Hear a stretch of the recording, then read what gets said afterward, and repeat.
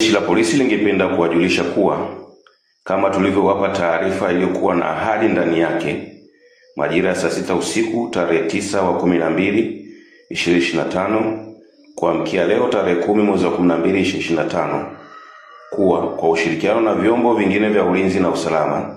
tutaendelea kuimarisha hali ya usalama nchini na kwamba tutaendelea kulinda maisha ya wananchi na mali zao. Nitumie fursa hii kuwajulisha kuwa kazi hiyo tumeifanya vizuri na kwa ufanisi mkubwa na hali ya usalama wa nchi yetu imeamka ikiwa shwari.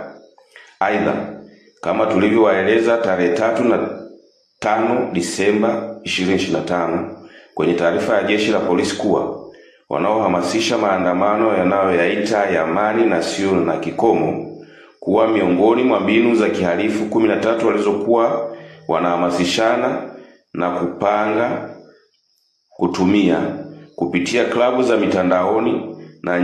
njia nyingine ni kuhakikisha wanasimamisha shughuli zote za kiuchumi na kijamii nchini zisiendelee.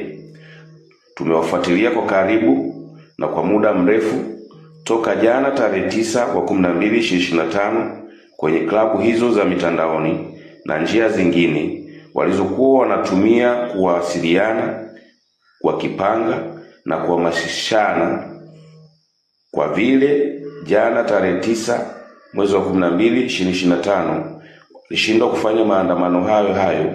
yaliyo kinyume na katiba ya nchi ya mwaka 1977 na sheria ya polisi na polisi wasaidizi, wajitokeze mitaani leo tarehe 10/12/2025 kufanya maandamano hayo haramu.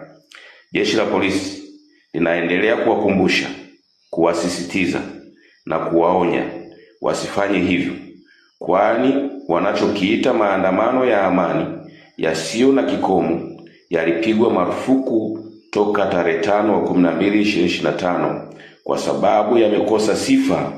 kulingana na matakwa ya sheria mama,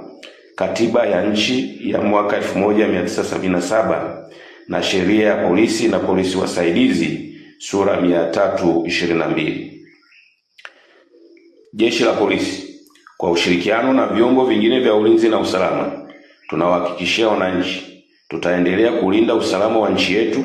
sambamba na maisha na mali zenu. Jeshi la Polisi kwa ushirikiano na vyombo vingine vya ulinzi na usalama tunawahakikishia wananchi tutaendelea kulinda usalama wa nchi yetu sambamba na maisha na mali zenu ili muweze kuendelea na shughuli zenu kama kawaida. Aidha, kama kuna ambaye atajitokeza na kukaidi kutii sheria za nchi kwa kilengo la kuhatarisha usalama wa nchi ili kusimamisha shughuli za kiuchumi na kijamii zisiendelee kama wanavyohamasishana na kudanganyana, tutawadhibiti ili nchi ibaki salama na Watanzania wema wapenda amani wabaki salama. Tungependa kutoa wito kwa wananchi waendelee kufanya shughuli zao na kufuata maelekezo watakayokuwa wanapewa na vyombo vya ulinzi na usalama maeneo yote nchini sambamba na kutii sheria za nchi. Hayo yote yanafanyika ili taifa letu liendelee kuwa salama na sisi sote Watanzania wapenda amani